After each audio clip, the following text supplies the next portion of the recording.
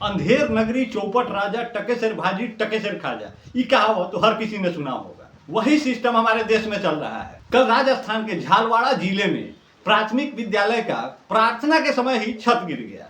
छत गिरने से 5 बच्चों का मौत हो गया और 30 से अधिक लोग गंभीर रूप से घायल हैं। खैर, हमें उन 5 बच्चों के मौत से क्या लेना देना है, ये हम नहीं कह रहे हैं, हमारे देश का मीडिया कहता है। मीडिया को क्या चाहिए? अभी मीडिया को चाहिए तेजस्वी यादव क्या कर रहे हैं उस पर टीका टिप्पणी करना है। नीतीश कुमार जी क्या कर रहे हैं, उन पे किसने क्या बयान दे दिया है। मोदी जी क्या कर रहे हैं और क्यों नहीं कर रहे हैं, इस पे बात करना है। यहाँ देश का सिस्टम लाचार है, सब सिस्टम अस्त व्यस्त है, कुछ भी ढंग से हो नहीं रहा है, लेकिन मीडिया को इस सब चीजों से कोई लेना देना नहीं। देश में संविधान गर्त में गिरता जा रहा है, उससे भी मीडिया को कोई लेना देना नहीं। अब मीडिया का भी सोचना सही है। अगर बच्चों के मौत को कवर करने स्कूल में पहुंच जाते हैं तो उन्हें क्या मिलेगा? वहां उनको सराहना मिलेगा। प्रिंसिपल क्या ही दे देगा, सरकारी स्कूल का प्रिंसिपल है, ज्यादा किसी आएगा तो 2-3 हजार रुपया दे देगा कि बाबू इस खबर को थोड़ा सा कम प्रमोट करो और ये लो 2-3 हजार ले लो, इससे ज्यादा कुछ नहीं देगा। आप सोचिए, इतना छोटा आमदनी के लिए वो मीडिया इस सब मैटर को कवर करने चला जाए, कितना दुख का बात होगा। खैर, हम सभी हिंदुस्तानी भाइयों से इतना ही कहना चाहते हैं, आप अपने आप को मजबूत बनाइए, इतना मजबूत कि कल को ये घटना आपके साथ हो तब भी आप रो ना सके, दिल से प्रकट ना कर सके। इसे सहने का क्षमता होना चाहिए, क्योंकि जो हादसा आज वहां हुआ है कल आपके यहाँ भी होगा, बिल्कुल होगा। ये भी अटल है, टलेगा नहीं, क्योंकि व्यवस्था ही उस तरह से बना हुआ है। स्कूल जर्जर है, उस पर किसी का नजर नहीं है। सड़क टूटा हुआ है, पानी भरा हुआ है, उसमें एक्सीडेंट हो रहा है, किसी का कोई नजर नहीं है। लेकिन मोदी जी के गाल पे जो तिल है और ये वो दाढ़ी जो बढ़ा हुआ है, ये पूरा मीडिया को पता है, वो मीडिया को बखूबी दिख रहा है। लेकिन टूटा सड़क, हॉस्पिटल का बुरा हाल, मरीज सड़क पे तड़प तड़प के मर रहा है, वो सब चीज किसी को नहीं दिखता है, किसी मीडिया को नहीं दिखता है। और सिर्फ ये हमारी गलती नहीं है, ये हम सब की गलती है, क्योंकि हम लोग मीडिया से वो चीज पूछना ही नहीं चाहते और मीडिया अगर उस चीज को दिखाए तो हम देखना भी नहीं चाहते हैं। टाइम नहीं है ना हमारे पास। हम देखना चाहते हैं कि मोदी जी आज क्या किए।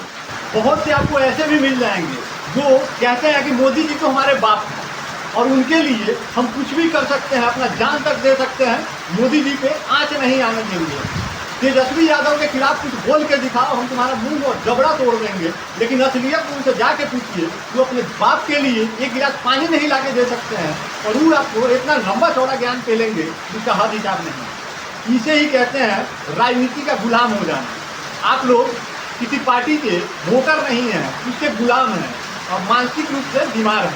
खैर, इस स्कूल हादसे में जो 5 बच्चे मरे हैं, उनके परिवार से बस इतना ही विनम्र आग्रह करना चाहते हैं, आप लोग दिल को छोटा मत कीजिए और अपने आप को मजबूत बनाइए, क्योंकि ये सिस्टम इसी लायक है।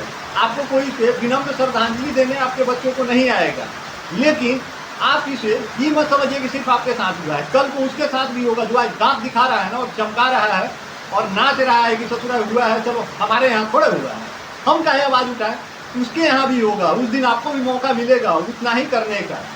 और उन सभी बच्चों को सत सत नमन करते हैं और भगवान से प्रार्थना करते हैं, इस तरह किसी को निर्मम मौत ना मारे। बच्चे अबोध हैं, उन्हें नहीं पता है कि किस सिस्टम में जी रहे हैं और यहाँ का सरकार क्या चाहती है। उसे कुर्सी के अलावा कुछ नहीं चाहिए।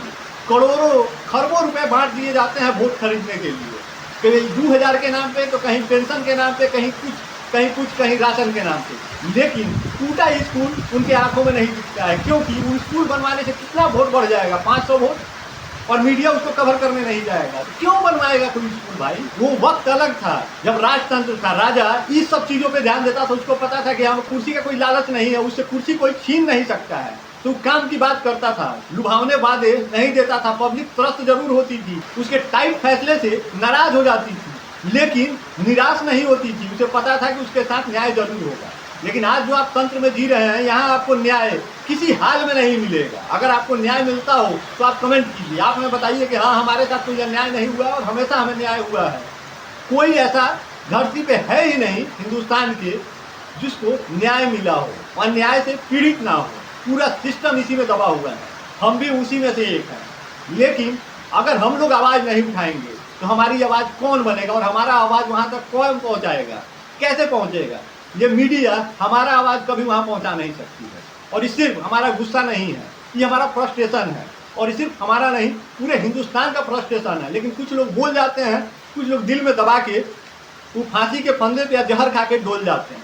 लेकिन हर कोई डोलने वाला नहीं होता है, कुछ बोलने वाले भी होते हैं, उनमें से ही एक हम भी हैं। साथ और सहयोग के लिए बहुत बहुत धन्यवाद। बाकी ईश्वर से प्रार्थना करते हैं कि उन बच्चों को अपने श्री चरणों में जगह दे और कम से कम अगले बार इस धरती पर उन्हें पैदा ना करें, कहीं और करें जहाँ का सिस्टम बढ़िया हो, बच्चों का ख्याल रखा जाता हो, राजनीति से ऊपर उठ के, क्योंकि यहाँ राजनीति के लिए कभी भी किसी का भी बलि चढ़ाया जा सकता है। बाकी जय श्री राम।